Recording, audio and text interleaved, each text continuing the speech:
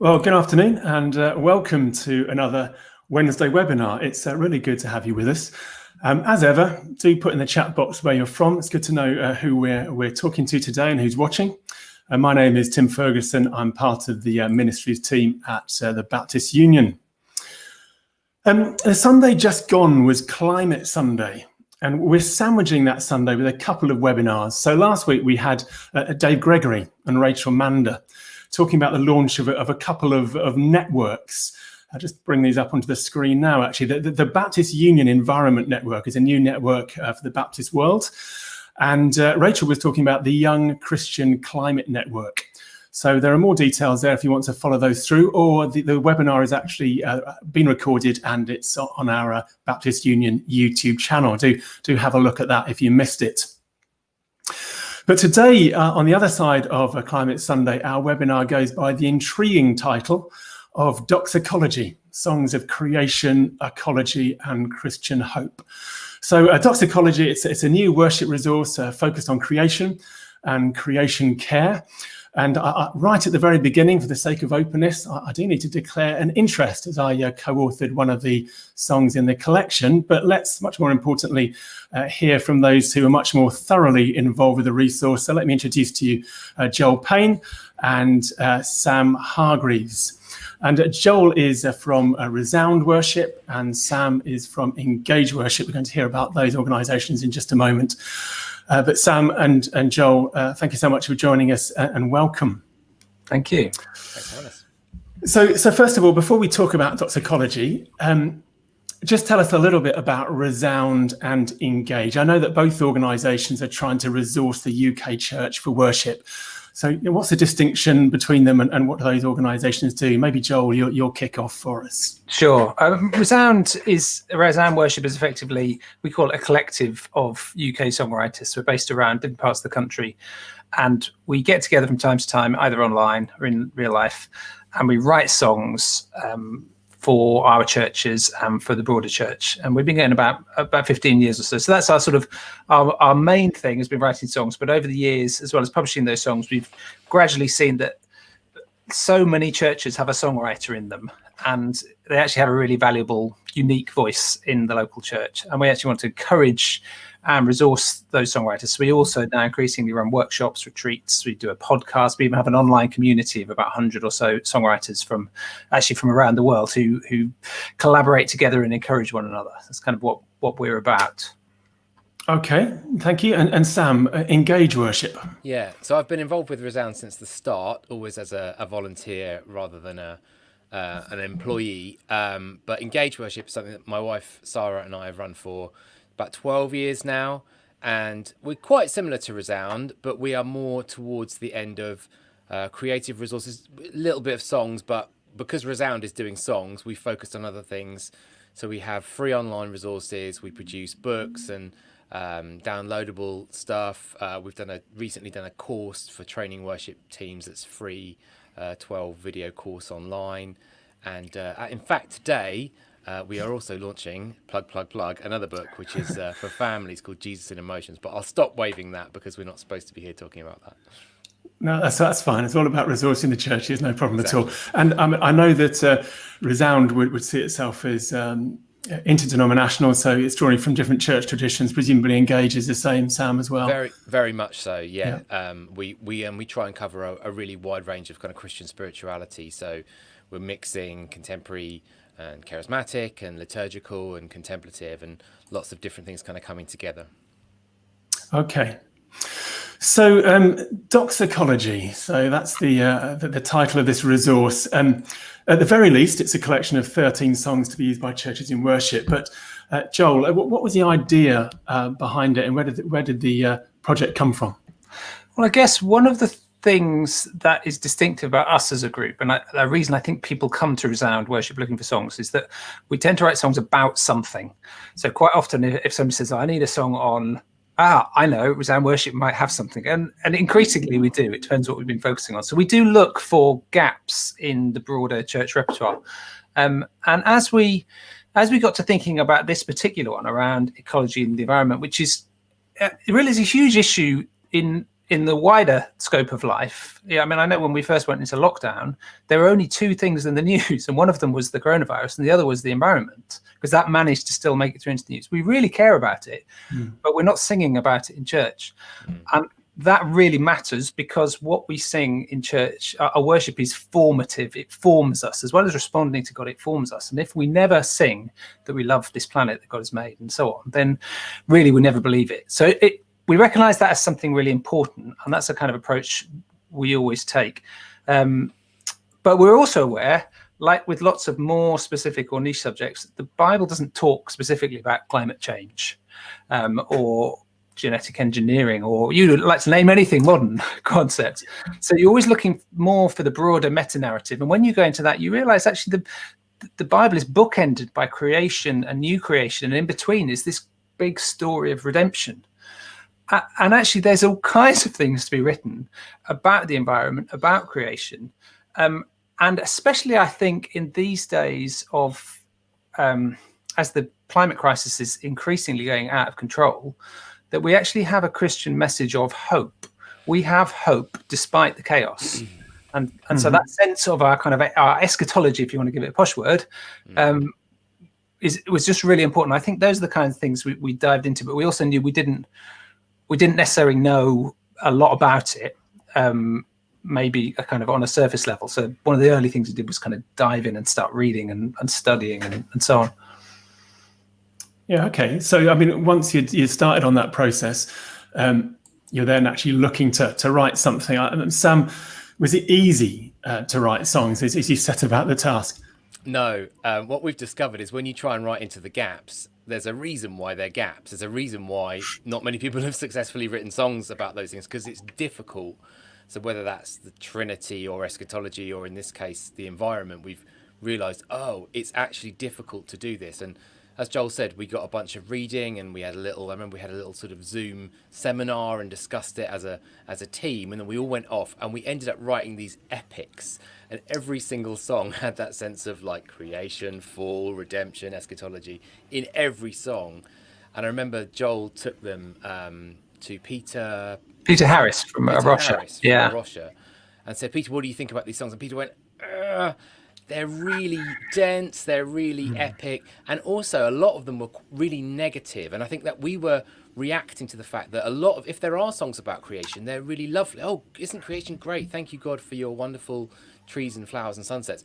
But we didn't have songs that said, and actually we've messed up. And we could have overemphasized that, so that all the songs we initially produced were just these very sort of, they felt negative. And so Peter said, no, that's not the way a Rocha takes it. We start from a position of God made this creation, we love this creation, there's good things, there's a hope. And then, of course, you bring in a little bit of the sort of negative as well. But I think, so we had this sort of initial tranche of songs, which we largely said, we've not really made this. And then the wider organisation that Resound is part of is called the Songs and Hymn Writers Fellowship. And as part of that, Jubilate, one of the parts of that, had done a project called Hymns of Peace, which was for the Armistice Day. Thank you. Yeah, and remembrance when we had the anniversary, and so we done a project to collect hymns of peace for that, and that had been from wider than just our own writers, and we thought, well, let's do that with Doxecology as well. Let's open it up, and we were looking for songs that would, really complement what we were doing with this project. So, I mean, just out of interest, do you think the initial songwriting, where people were coming up with the whole picture, the epic, and it was quite negative, do you think that was quite cathartic for people to had to express some of that anguish and that reaction against maybe what they saw as a lot of positivity, and then out of that, then you kind of calm down and you develop something further? Yeah. I think all worship songwriting is to some extent processing what's coming out of yourself and then interpreting it for the collective, for the congregation. And sometimes it skips that phase, doesn't it? And we look at songs and think, that seems very personal to you. I think songwriting is always cathartic. It is always a way of processing things. It's a brilliant way of learning things, actually. If I want to study something, trying to distill it into a song, usually is my best way of processing it and making sense. If I can package it into a few short verses, that means I've probably got a handle on it. So I think, yes, we were definitely all in that place. And I think also maybe an overriding sense was we fall short, we're failing. And maybe that's true of everyone listening, I don't know. But certainly for us, we thought we're trying to write into this, but we are not experts. And we're not very good at it either. So there's a sense of let's just pour out the negative feelings that we have immediately associated with this subject. Let's pour them out, and then let's say, right, okay, now that's all out of the way. Now we can just, with slightly clearer heads, we can focus on different themes. My wife talks about the first pancake. How whenever you make pancakes in a pan, the first one's always a bit rubbish. Maybe taste of what you cooked in the pan last time. It's just a bit, and you just have to go, we're just going to chuck that first pancake, and then maybe, and actually a lot of great artists and writers, which we don't consider ourselves great, but will say that you need to maybe write 10 songs to get one that will work. And we're used to that now in Resound, that we have this sort of wastage of let's get out a bunch of songs that don't really work before we find the ones that really do. Yeah, okay. So you threw it out there, and presumably you had all sorts of contributions come in. What then? I mean, you want then to end up with a recording of a selection. So yeah. And then COVID hit and everything. What was the process you went through, Joel, on that? Yeah, so we had about 150 songs by the end of this process, which is then to whittle down. And some of it's easy because some of them obviously either don't make the grade or they're not quite on theme or something. And then our process is always to work together to hone and refine songs, just trying to make them really clear, poetic, singable, and so on. So we're really used to this, maybe not with quite so many at once, but then it's kind of gradually chopping off the rough edges and smoothing and filtering until you eventually look at the collection and say, okay, what is this a good set of songs, and have we covered a full range of themes really that we think will cover all the things we want to say? And having found that particular set, and there's a few by the wayside that actually were really good, and I hope we might pick them up at some point. Our plan was to gather in Yorkshire, a place called Wydale Hall, which is an Anglican retreat centre. It's this beautiful, light, airy chapel, and go there with our families, our children, our parents, and all the musicians do the same. We'd all gather. We'd have a few days of a sort of, we call it a Doxecology eco retreat together, and we do family worship activities. We'd record live in the chapel. We'd film it. I mean, it was going to look beautiful, and it's going to be a wonderful experience. And then, of course, yeah, COVID hit, and it was actually literally the day I was down south in the studio doing what we call pre-production, which is where you start running all the songs and thinking about the arrangements and the styles and start laying down some ideas.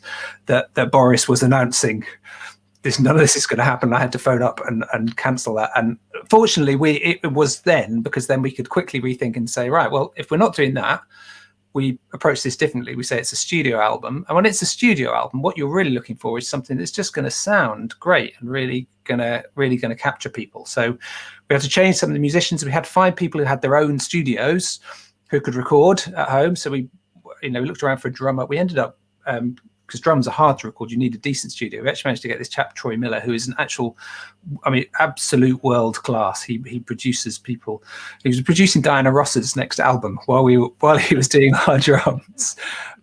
Things like that. Actually, it opened up a whole load of opportunities. And we also got, we do this thing called the 12-song challenge, which I think Sam mentioned, but we've got about 100 songwriters around the world writing a song a month on a certain theme.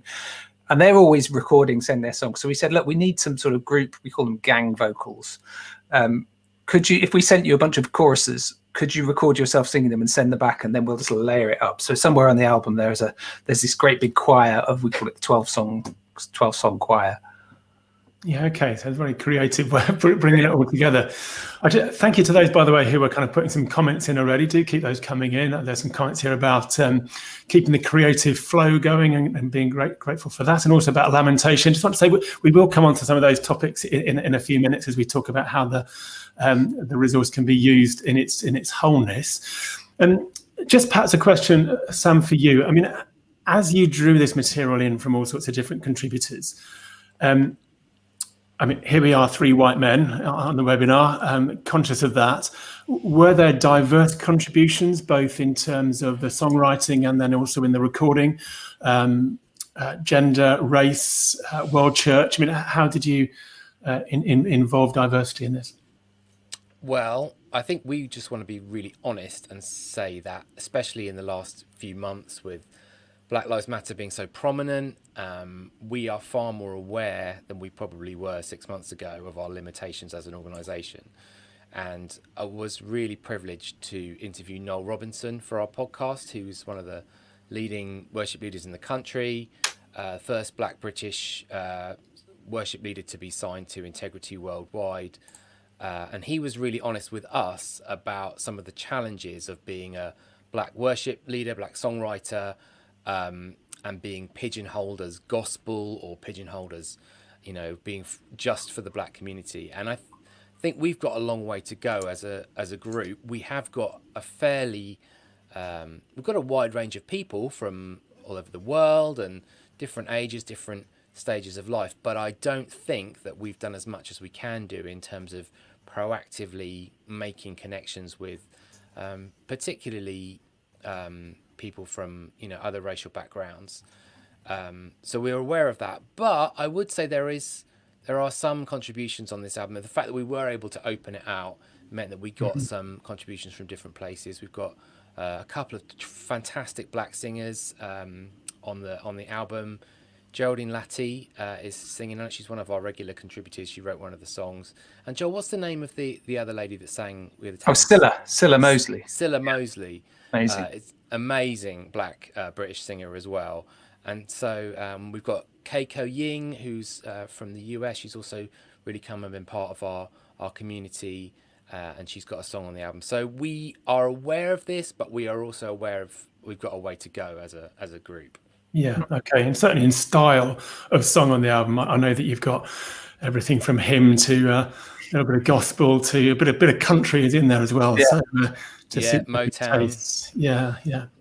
As you've taken your hoodie off, Sam, I do realise, I apologise, I didn't get the memo on the matching T-shirts. So I'm looking the side down.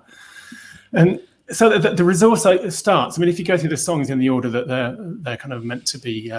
Well, I suppose it would be on the CD if you get the CD if you're old tech.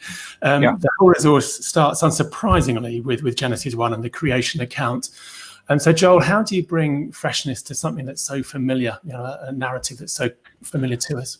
Yeah, it is familiar, isn't it? I don't know how familiar it is actually in song. I mean, it's certainly familiar as we all know the Genesis 1 account, but when do we sing it? And I think Walter Brueggemann, the Old Testament scholar, he's talked about Genesis 1 as being a liturgy, and that actually it's a sort of quite possibly even it was something which in a gathering in Israel, somebody would read verses, somebody else would shout out, "He saw that it was good," and the choir would sing, "And there was evening, and there was," it could be that kind. If you start imagining it that way, you realize Genesis 1 could just be an act of worship in itself. So because of that, it has a structure to it which you can draw out.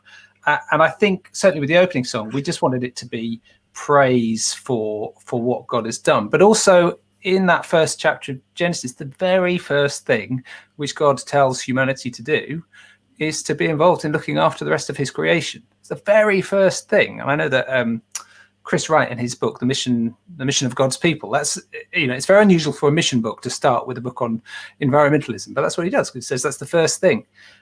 So I think it was drawing out that sense of liturgy, that it is all rising to and he saw that it was good, and it was very good. And that's the kind of the payoff at the end of it.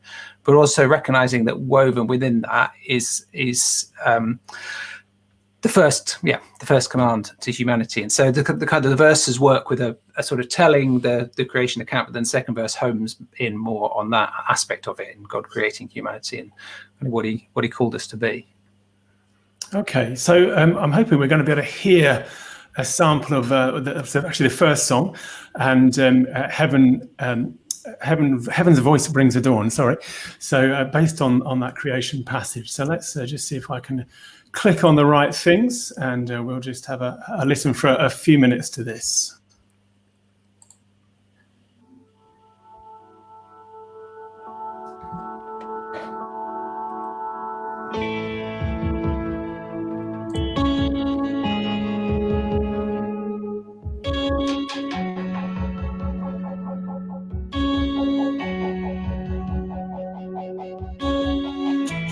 Heaven's voice brings the dawn out of chaos. Jesus is born, new creation exploding with wonder.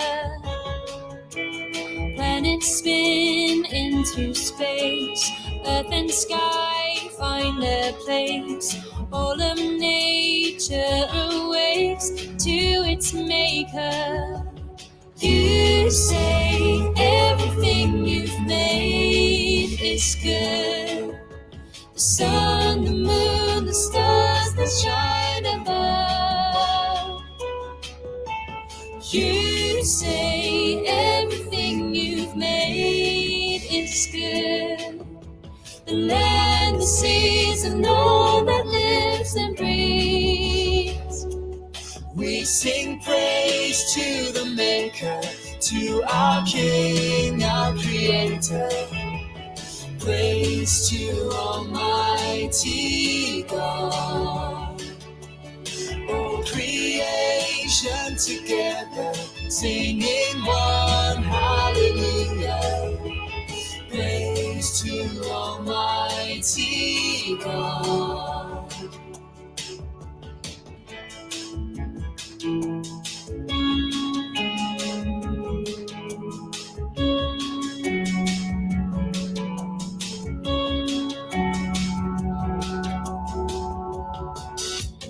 We are formed from the dust, with your image in us, given life by the breath you are breathing, called to work and to care, called to nurture and share. So just a sample there, a couple of minutes. The full song is on the website if you want to hear it more and follow it through a little bit. But yeah, so Genesis 1 and the creation story is very much represented. And then I guess we were talking about this yesterday in the New Testament. Romans 8 is often a bit of a go-to passage. Creation has been groaning as in the pains of childbirth. When we're talking about the climate, people often go to that passage and think about it. How did that shape some of the songs, that passage particularly, Joel? It's there. It appears in several of the songs, actually, quite explicitly. Certainly in the very last song on the album, "Great Day," which looks forward. We trust there'll be this great day when all things are restored. But the very last bit is Geraldine singing very softly, "Still creation groans," and that's kind of because that's where we are. In whatever our hope might be, that's where we are. Creation is groaning. I was just thinking about the lamentation question because it's really important. Of course, we lament, and I think we were trying to draw some distinction between lamenting, which is expressing sorrow, sadness, and frustration, and the kind of preaching, which is kind of laying on, kind of almost shouting at others, but actually pouring out our own sorrow and frustration. And we realised through the writing of this, and it's obvious perhaps to everyone else, that we lament with creation. Creation is lamenting our failure, is the situation as it is, that groaning is happening. So we cry with creation, we lament with creation, and that groan, in a sense, we join. In the same way, we join with creation's praise. Creation is praising just by being what God made it to be, and so we can join with that praise, but also we can join with the lament. The Romans 8, the song which really tackles it most head on is by Chris Juby. He's one of our writers. He did 3 songs on the album, and I think Chris really captured this whole Doxecology idea probably best out of any of us as a writer, and he's got a lovely knack for writing quite simple but poetic ideas. And he said he was studying Romans 8, and he was thinking about this idea that it struck him that as humanity we take responsibility for the failure and for the situation, and yet in an ironic way, creation still looks to us to see the signs of the solution. And he found this symmetry between, we look to creation and we see God's glory, and in a sense creation leads us in worship, but because creation is waiting for the sons of God to be revealed, creation is sort of waiting to see the signs of redemption born out in us. So we look to creation, it leads us in worship. Creation looks to us and we lead it in redemption through what Christ has done. And anything like that, it's just that kind of symmetry is a beautiful poetry, and I think Chris really set that beautifully in this song, just capturing that sense. Again, so we've got another clip. So the nature shines, and what's the full name of this song? I've got Nature Shines with Beauty. So again, let's just watch again a couple of minutes of this, and again, just get a feel for the resource.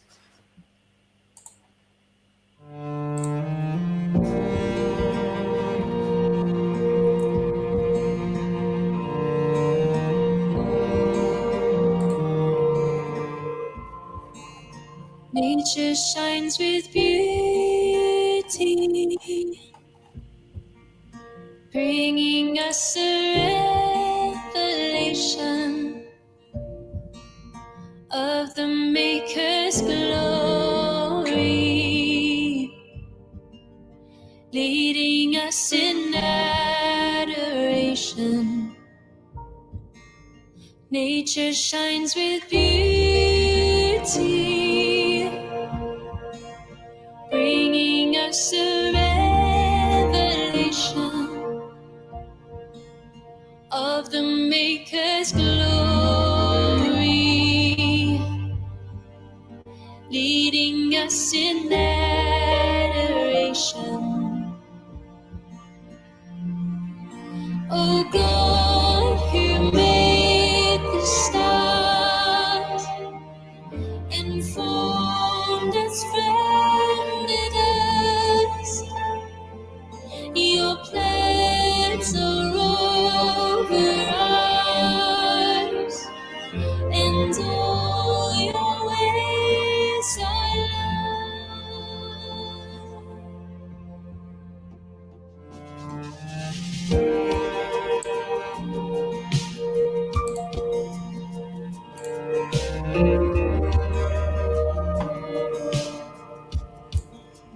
nature groans in labor.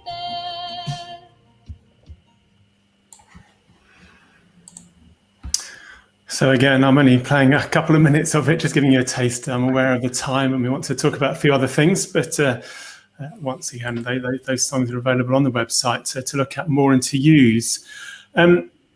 Now, Sam, sometimes if a song has been written around a particular theme, it can be used in a service a bit standalone. So it's great to make a sort of post-sermon point.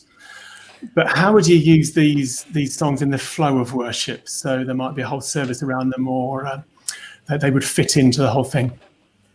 Yeah. So is my mic okay, by the way? People were saying it was a bit quiet. Is that better now? Yeah, that's good. Okay. So one of the things we have tried to do, as well as do the sort of story, whether that's the beginning or the end or the middle, is also to say there are different points in our services. There might be a gathering point. There might be a praise point. There might be a point where we want to say sorry, or we want to lament, or we want to respond. And so some of the songs fit into that kind of journey. And a good example of that is another one by Chris Judy called If the Fields, which is more of a sorry song, more of a kind of, we admit, God, that we have not done this right and we need your mercy and your forgiveness. So is it okay if I play a little bit of that? Carry on, yeah. So this goes like this. If the fields are parched and the trees are felled, will the rocks cry aloud on their own? If the birds are starved and the beasts are killed, will the bones in the dust lift a song? Have mercy, Lord. Have mercy, Lord. Forgive our broken ways. Have mercy, Lord. Have mercy, Lord. Renew the world you made. As the oceans rise and the wells run dry, do we care if disaster is near? If our children starve, will they cry to God? Will they curse us for closing our ears? Have mercy, Lord. Have mercy, Lord. Forgive our broken ways. Okay. Another verse. Actually, I know one particular criticism, or not criticism, or comment that's come in about the resource is it sounds all quite a big band. You know, you need the full worship band, but I think it has been deliberately written so there is some simplicity. So if you've just got a guitar, just got a piano, you can play them and use them in worship. That's correct, is it? I think so. Absolutely, and we're quite hot on that. That if it doesn't just work with a piano or a guitar or very simply, then it probably shouldn't, be one of the songs that we put out. With this album, because it was locked down and because we really wanted people to love the songs, we have put quite a lot into the recordings. But that's not because the songs are weak and they need that. It's just because we wanted them to sound as beautiful as we could. I think if people do strip them down to a piano or a guitar or a simple band, they'll find they're very accessible. And that's one of the reasons just to do that acoustically, just to show how simple it is. Yeah. I think that there's only one song on the collection which actually uses an established tune, picks up on a hymn tune. You want just to tell us about that song as well? And then again, we'll just play a clip of it in a moment. Yes, there's one of mine called God the Maker, and we have found a few projects that Sarah and I have done that people like new songs, but what they can immediately use in a lot of contexts is a hymn tune with new words. Many churches, even contemporary churches, will sing some of the mainstream well-known hymns, and hymns were always designed to have a tune and then a bunch of different words put to them, and it's only more recently that we've got that is the tune for that's a more modern idea.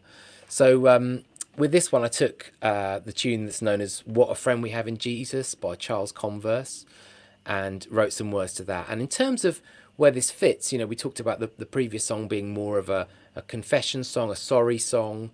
This is more of a response song. So this is a song that says, God, we want to respond to what we've heard, we want to respond to your word, respond to you, and we want to go and make a difference. So, and I think Joel was pointing out that when you use a hymn tune, you can use some language which contemporary worship songs have a kind of particular genre, and we use a particular set of language in those songs. And sometimes if you put something that's a little bit more everyday, it can sound a bit weird. But with this hymn tune, we felt, so I've got a line about God of labour and vocation, Lord of science, trade and art, take our efforts and our passions, make them mirrors of your heart. And the idea of that is just to say, God, this is going to outwork itself in the everyday practical things of how we live, how we work, how we use our gifts.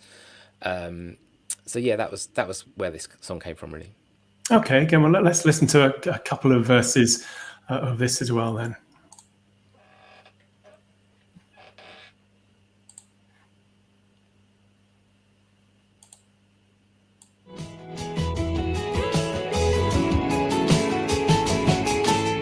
God, the gardener of Eden, teach us how to tend this earth, learning from the changing seasons, times of follow and revert. Lord, have mercy when we're careless, rich resources we misuse. Use our hands to heal creation. You are making all things new.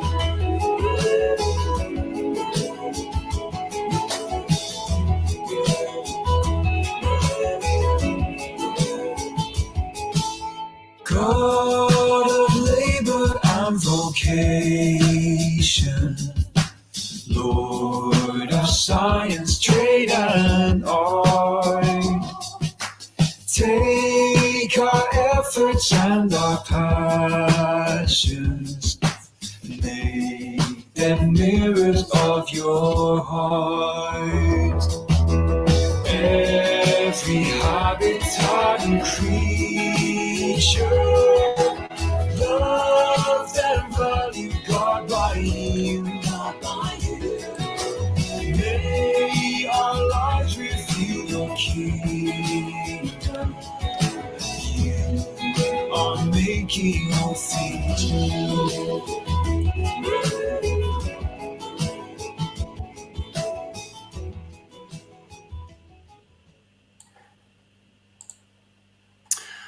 So, So can I just say something about those videos? I was just thinking as I was watching it that it's quite a helpful thing to say at the moment is we've launched this set of new resources, and they're but most of us are still meeting online. And after the news last night, maybe we'll go on meeting online for some time.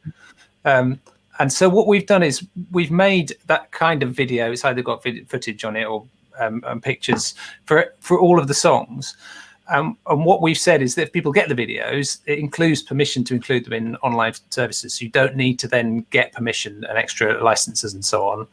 And one thing that's really helpful is we don't make copyright claims on Facebook or YouTube. So if you put it on there, it won't get shut down because you've used our video. There are other, if you want to sing the song, do your own performance, there are CCLI licenses and other things that you can get. But as far as those videos, because we're just aware that's going to be a really helpful way people can use a new song. And actually using a video means nobody needs to know the song at all. Actually do that. You can throw in a completely new one and you can get to know it that way. yeah, okay. I just want to go to some of the comments actually we've got coming in. Thank you for those who've sent them in. So a few people have obviously used some of the songs. Some of the Mark Porter, Diocese of Oxford, has used this one in their online service on Sunday. And where are some more? We've got another. Yeah, so I see the Buen, the Baptist Union Environment Network, is actually represented, watching and participating. This song went down well when we used it Sunday at our service, marking Climate Sunday and Buen. And also another comment from them, great to hear science in that last song, recognised as a vocation and using our gifts from God. And from Sarah Brooks Martin, love this, immediately accessible and familiar. So hopefully people are getting a feel for the resource. But it's not just songs. So I know that alongside the collection of songs, Joel, there's a study guide. So do tell us a little bit about what the study guide includes and what its purpose is. There's Sam waving the merchandise in front of the camera again. He's obviously quite used to doing that. Yeah. So we knew when we started to write these songs that there's a sense as Christians in which we're sort of playing catch up theologically. We've not been at the forefront of the environmental movement. I mean, a handful have, but most of us, if we're honest, haven't been. And we're kind of catching up on this idea. And then we're turning to our Bibles and we're saying, well, what does it actually say? And when you do any kind of contextual reading of the Bible, if you read it through an environmental lens, you actually find it says an awful lot, which is really helpful. So we had to go through something of a journey, joining the dots as we're writing the songs. But also one particular pair of dots we were trying to join was, if we're using the word environmentalism in a sort of blue sense, and worship. And that actually they are joined, they belong together, that to love God is to love his creation, that to love and care for the creation is in itself an act of worship. And so actually they're not strange bedfellows, they really belong together, ecology and worship in the same place. And so we thought, well, it would be really helpful to, given that we've explored and tried to understand it, so we tried to put something together which would help. So we created this little set. It's 13 studies, one for each song. There are a couple of pages each. They're not particularly long, and they either go very specifically into the song or they pick up an idea from it, and they just try to answer this question essentially: what is doxecology? So if you hadn't spotted, it's doxology, praise, and ecology together. What really does it mean? And they take things from the songs, talk about them a bit with the Bible passage that's related, and have some questions as well. And we actually we put it out to various experts, if you like, to try and get some people better than us. We wrote a few chapters, but we also got people like Jeremy Begbie and David Taylor in the US, who's recently published a book on creativity, Glimpses of the New Creation. It's all about the arts and worship, and he has some wonderful things to say. Rachel Wilhelm, again in the US, who's really well known for writing and working with laments, and so she writes about lament. We've got a chapter about how how you actually, how do you deal with the despair that comes with looking at this whole thing? We've got chapters about the eschatology, looking forward to the great day, to the perfect worship of heaven. Sam wrote one about storms. There's actually a song in there which is based on the calming of the storm, being in the boat and looking at this storm around and saying, essentially, God, why aren't you doing anything? And surely that's something we all pray as well, isn't it? When we look at we hear about the climate chaos, God, are you going to do anything about this? And so Sam wrote into that as a song, but also just explore the idea of storms being this thing that God uses to communicate throughout the Bible. Put this all together, and then we sort of hope it will be useful as a devotional for people who want to get hold of the ideas of the songs, but also maybe useful for small groups. We can imagine small groups saying, well, look, we'll get a copy, or actually, big plug, we do quantity discounts, of course, to make it affordable, including PDF ones, so that you could get it and you could work your way through it, or even as a whole church if you wanted to do a series. So we grouped it into these three sections: the beauty of creation, the cry of creation, and the hope of creation, because we found that was the sort of, in a sense, that was where the songs fell. The beauty is just the sheer wonder at what God has done. The cry is us joining the cry of creation and recognizing the problem. And then the hope is to say, actually, as Christians, we do have hope, and we realize that we're part of that hope because God's mission is worked out through us, and so we work in partnership with God to do that. Okay. And I'm aware time is running away from us a little bit, and there are some theological questions in there which you might come back to a bit later if we have time. But Sam, perhaps I suppose pretty much a final question about the resource itself. Put it all together, and how can churches just best use it in its totality? Yeah, so we've definitely found with various things we've done in the past, you can write a book about something, you can write songs about something. But actually, you could run a training day on a Saturday for a church. But actually, until you do it on Sunday morning, it doesn't really land. And there's something about when the whole church is gathered together, doing a sort of series on something really makes a difference. It really beds it in. So as well as the book and the album, in the end of the book, we've put 3 service plans. And the service plans come with various different resources. We've recommended what songs and videos you could use each week. And also songs from outside of our album. We've put in suggestions for what the sermon will be and how that relates to the book. And we've also written some prayers. We've created some PowerPoints. We've given all age ideas. So the idea is that rather than just a one-off song that you sing maybe on Climate Change Sunday and then you forget the rest of the year, you actually take maybe 3 weeks to really bed this in, to really talk about what does this mean biblically? What does this mean practically? To sing the songs, to engage in prayers and all age activities. And so, that's the aim for that. And we would hope that would really sort of land it within a church community. Okay, and I know that you've got 1 or 2 PowerPoints which we can show. Is there anything particularly you want to point to? I'll just show the first one. This is a kind of all-age sort of fun, interactive version of the Genesis story. So you can do this at home if you want. You join in with me in the bits in bold and shout the words in caps really loud. But I'll just read a couple of verses of this. Rewind back to the beginning. No birds tweeting, no earth spinning, formless nothing till the day God's word and spirit combined to say, light. You could do actions for that as well. And there was light. It was good light. It was from God. So the next one. Somehow there was water, but it had no limits, so God had to set some boundaries within it. Once evening and morning had sailed on by, he divided heaven and earth with the cry, sky! And there was sky. It was a good sky. It was from God. And it kind of goes on like that in a kind of all-age way. We've got other things as well. We've got some words for, again, saying sorry, some words for kind of expressing our faith, some words for the beginning end of the service. I realise I'm talking to some Baptists here who some of them may have questions about using pre-written prayers. But as a youth group once said to me when we were talking about this, someone said, we're Baptists, do we use pre-written prayers? And one of the kids went, well, we sing pre-written songs.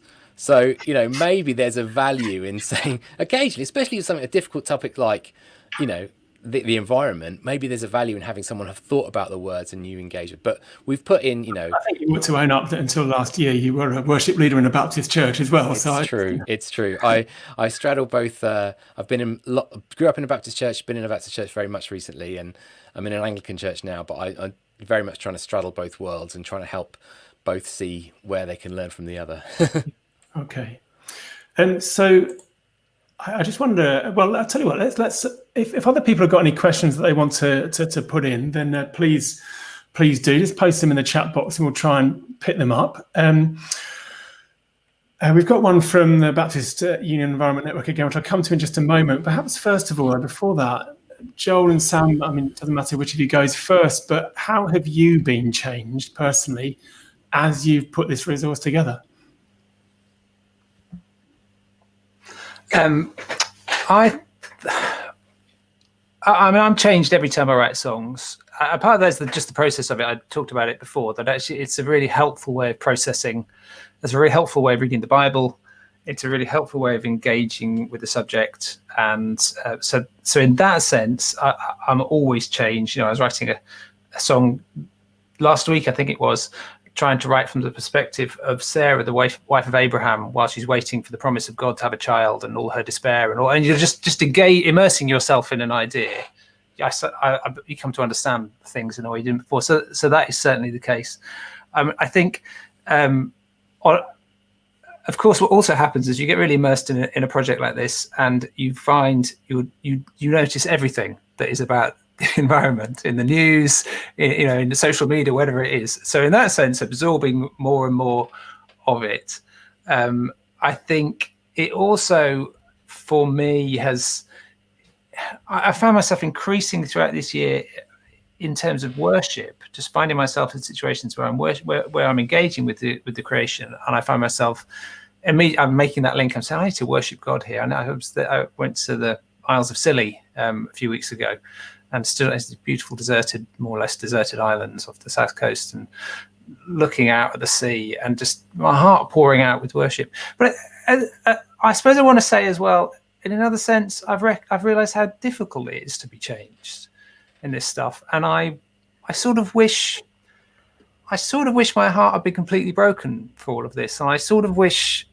I'd been there in London protesting with the Christian Climate Action are there with Extinction Rebellion. We had Jeremy from Christian Climate Action wrote one of the chapters for us, and I look at him and I think, gosh, I've got a long way to go before it really gets into my heart like this. And I think it's just an honest kind of confession that I can see ways I have been changed, and other ways I still long to be changed. Mm-hmm. So it becomes more about just, did we write a bunch of helpful songs, but actually is my life now going to be transformed to really affect this world that I live in? There is a sense you get caught up in the production of what you're trying to put together and create, and it's over rather than the actual underlying theme of what you're trying to do. I totally get that. Sam, what about yourself? I think the theme of hope, Joel talked about that song, Where Are You in the Storm? And as in the process of writing that song, I did identify with those disciples in the boat. Jesus, are you sleeping? Is there any hope here? And if you talk to some, experts or whatever, you think, no, there just is no hope. And, Jeremy points out that some of the effects of climate change are, in a sense, irreversible, certainly in the lives of people, struggling across the world. But I was taken back to that Noah story where God puts the rainbow in the sky and he says, I will not curse the earth again. And there's a kind of promise of God. And then, of course, the promises of Revelation that God is renewing the earth. And so those kind of hopeful promises that, yes, we're in a difficult place and we're in a hard place. And some things we've done, are hard to reverse. But actually, God is faithful and there is hope for his planet and for his people. So that's changed me. And I have to say, listening to all the songs together, I was left with a sense of, it's hard to put into words, sighing, I suppose. So you're left with a poignancy, with a sense that nothing is finished and there is real stuff to be done and a real issue to address, and yet there is a hope. And that combination, I think, which is sometimes not commonly expressed in the songs we sing, I think that's really helpful. Yeah. A couple of good comments has come in, just encouragement really, and always very grateful for good pre-written prayers. So again, do look at that on the resource packets there. And from Maggie Williams here, we're doing worship differently as we can't sing in church. So now is a good time to try out pre-written prayers. And having sat in a car park last Sunday for the first time at the church I go to, Met's together since the start of lockdown, certainly some something that is pre-written and can be joined in quietly, of course, is indeed very helpful, particularly when you can't actually use the songs or sing them as a congregation. So when I've been talking about Bwen has been participating, Dave Gregory, thank you, Dave. I did suspect it was you. You've clarified that it is you who's behind these comments. And Dave, you've asked, how might singing about climate change from a position of hope help change our hearts? Will that make more of an impact on our choices to live by? So this is a key question, isn't it? Mm. How does this singing about this stuff affect our inner self, I suppose? Joel, maybe. Well, yeah, I mean, partly I think Dave probably will give a much better answer than I will to this, but I'm going to have a go, and then he can chip in at another time. But I think it's interesting that when I talked to Peter Harris, who's the co-founder of Arosha, quite early on in this project, and he's been really helpful and supportive to us in the midst of an absolutely terrible year for him. And one of the things he said is go and look at the language of the environmental agencies. They used to talk gloom and doom, but nobody listened. Basically, it was and actually now they speak in much more positive terms, even when talking about really negative issues. And it's the same with development agencies. They used to be all the negatives, but actually it's about the opportunities, about the hope. So that's one of the things that's been learned over the last few decades is actually to speak in more hopeful terms actually engages people more. And I think part of that perhaps is that we just switch off from stuff that's too difficult to think about. I know I do. I never log into my bank account because I hate looking to see how much is there just in case it's bad. It's not a great way to manage your finances. And I think we're all a bit like that with the world. We don't look into the world's bank account in case it turns out we're in a deficit. So we just kind of turn a blind eye to it because it's too difficult. But actually, if somebody came along and said, "Look, I've got a solution to help with this for you. Let's have a look. Let's figure it out. And there's a sense in which that's what God says. I've got a solution. Let's have a look at it. Let's work together on it." So I think that is a big part of it. And then it's the hope that where we look forward is God saying, "Your labor is not in vain. Your efforts will not be wasted." And to have a firm picture of what our hope is. And I wonder, as Christians, how many of us really have a very clear picture of what Christian hope is. I think there's kind of sometimes a sort of pie in the sky heaven somewhere. But to understand the new creation, the renewal and restoration of all things, the redemption of all things under Christ and so on, is to say, wow, actually, because of that, none of my efforts are wasted. We can have a go at this thing. We can get onto it. We can try and make a difference. Yeah.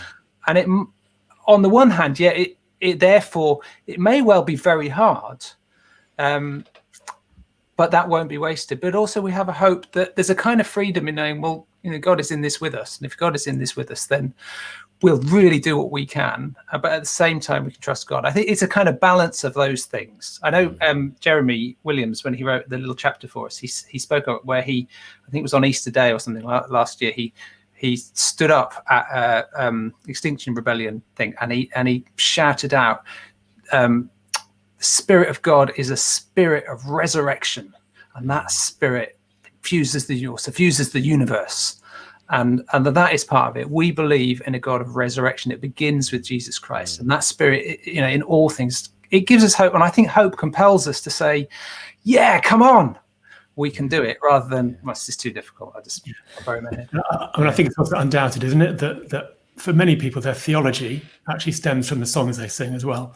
And we might think it is otherwise, but probably it isn't. That's often where they get their worldview, their Christian view from. Sam, anything you want to just add in there? I was just thinking that, humanity and religion often tries to change people's behaviour by guilt or by law. But we know, don't we, that guilt is limited. Law will always try and get around it. And I often feel guilty about the environment. I often feel, I must do this or I must do that. But actually Jesus comes and he says, I'm going to change your heart. I'm going to put a new spirit in you.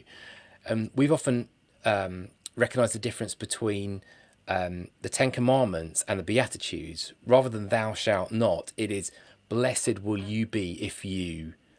And there's something I think about these songs and about an approach to the environment, that it's less thou shalt not and less guilt and less law and more you're going to be blessed. You're going to be, excited if you're part of this. And I think that's what we've tried to take with this project. Yeah. Okay. Well, look, Sam and Joel, I want to thank you so much for joining us. I suspect we may be running out of time. He says, having said that, I'm just looking at one of the further questions here from Paul Hutchinson. Some in my church may have expressed reservation in the past about horizontal songs in worship, but let's be good tenants in God's wonderful vineyard seems like it will be more popular.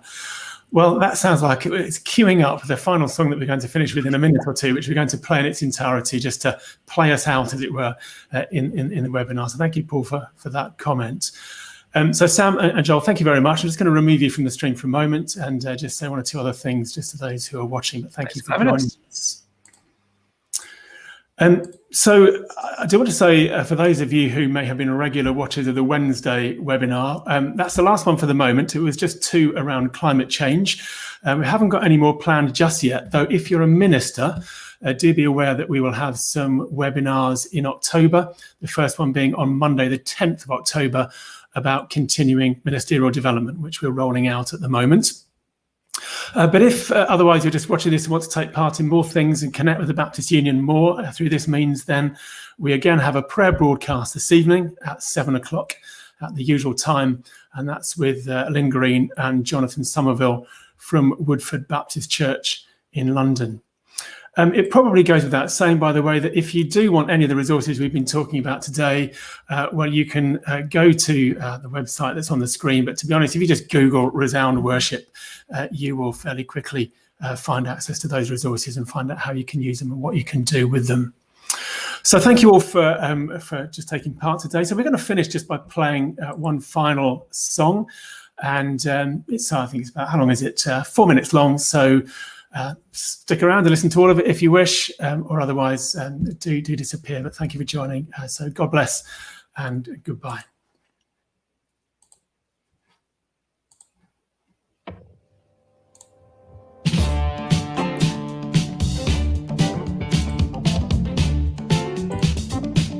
We are the tenants of the King. We are the workers in his garden.